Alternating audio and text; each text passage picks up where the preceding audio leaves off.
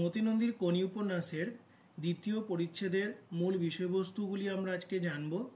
দেখো, দ্বিতীয় পরিচ্ছেদের মূল বিষয়বস্তুগুলি আমরা দুটি পর্বতে ভাগ করেছি, তথা আমাদের যেহেতু কাহিনীর স্থান হচ্ছে দুটি, একটা হচ্ছে গঙ্গার ঘাট, একটা হচ্ছে খিতি সিংয়ের বাড়ি। তাই এই দুটি স্থানে যেহেতু ঘটনাগুলি ঘটছে, তাই আমরা দুটি স্থানকে নিয়েই কিন্তু আমরা মূল বিষয়বস্তুগুলো জানব। দেখো, প্রথম পর্বের স্থান হচ্ছে কি গঙ্গার ঘাট। এই পর্বের বিষয়বস্তুগুলি কি, মূলত এই পর্বে কি আছে, গঙ্গায় আজ কাঁচা আম নিয়ে যে ছেলেমেয়েরা কাড়াকাড়ি করছে সেটা আমরা দেখতে পাবো এখানে।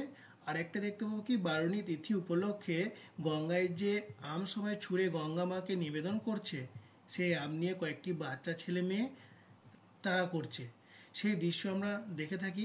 এছাড়া গঙ্গায় উৎসর্গীকৃত আম ভাগ বাটোয়ারা নিয়ে কোনি লড়াই করে ও তাদের আর্থিক পরিস্থিতিটাও আমরা কিন্তু এখানে দেখতে পাবো।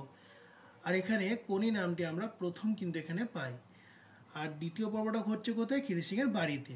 খিতি সিংয়ের বাড়িতে যেহেতু এই পর্বটি ঘটছে, তাই এখানে মূল বিষয়বস্তুগুলি কি, অর্থাৎ খিতি সিংয়ের বাড়ির বর্ণনা ও পরিবারের পরিচয় পাবো এখানে আমরা, অর্থাৎ তার বাড়িতে কি আছে, তার পরিবারে কে কে আছে ইত্যাদি।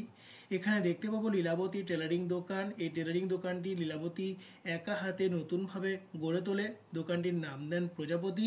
এই দোকান সম্পর্কে বা প্রজাপতি সম্পর্কে কিন্তু অনেকটা অংশ জুড়ে আমরা এর বর্ণনা পাবো।